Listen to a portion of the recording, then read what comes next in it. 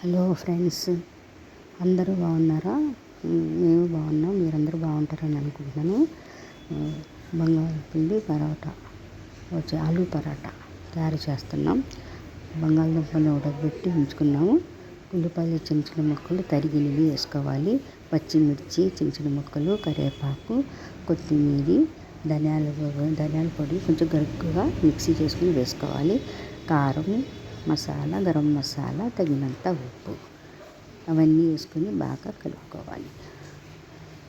బాగా మెత్తగా అన్నీ కలుపుకోవాలి.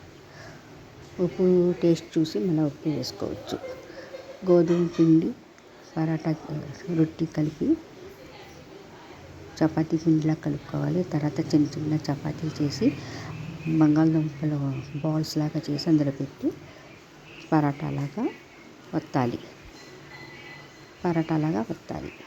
వత్తిన తర్వాత పెనం పెట్టి రౌండ్గా వత్తాలి.